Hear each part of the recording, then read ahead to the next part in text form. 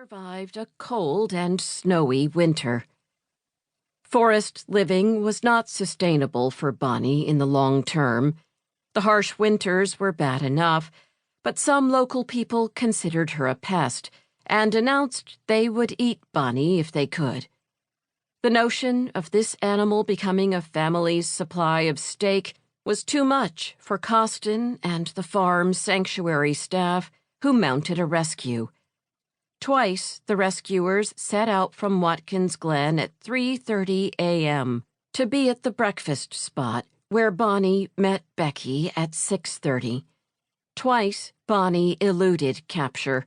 Her trust in Becky did not generalize to trust in other humans, with good reason. But gradually Bonnie became accustomed to entering a small corral constructed by the sanctuary team as a feeding area. On the third rescue attempt, rescuers darted Bonnie with a stronger sedative. That worked. Bonnie was transported back to Watkins Glen, where she permanently resides now.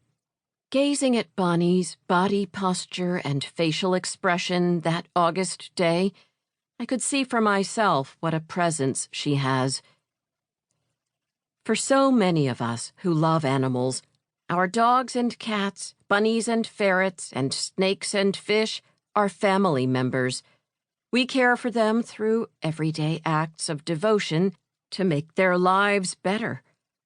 Opportunities to transform the lives of animals beyond our pets can be found, too, all around us. The trick is to uncover these opportunities and decide if we wish to act on them. At Farm Sanctuary, I used my sense of touch to soothe and be soothed by animals rescued from industrialized farms or other places where they had been abused or neglected.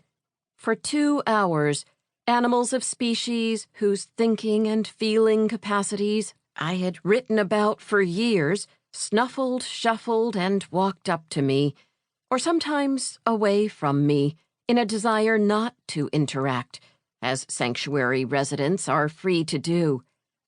Unexpectedly, the strongest bond I felt was with a goat called Cynthia.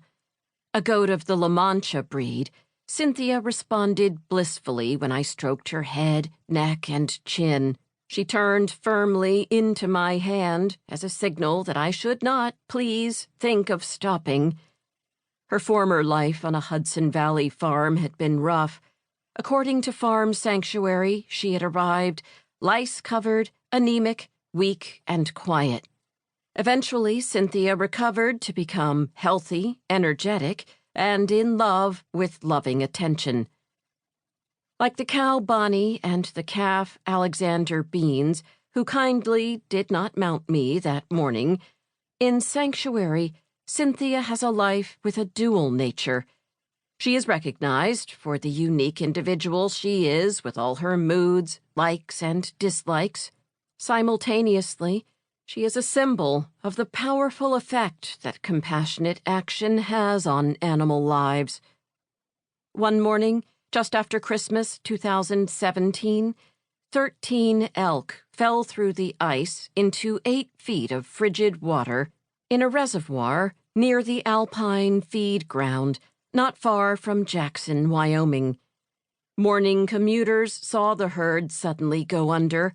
Stopping on the side of the road, a group of them mounted a rescue effort that soon came to include officials from the Wyoming Game and Fish Department and the Lincoln County Sheriff's Office. One of the passers-by who joined in, Dusty Jones, later spoke to the media about the event. "We began cutting a little path toward the shore so the animals could walk out, but they were so cold they couldn't move. That's when we just started grabbing them and pulling them out." Video of the rescue shows a group of men tying ropes around a thrashing and obviously frightened elk cow in the water, then hauling her out. The men run after another elk, now free of the water, in order to remove the rescue rope from her neck before she flees. Powerful animals who may easily weigh 500 pounds, elk cows are no easy force of nature.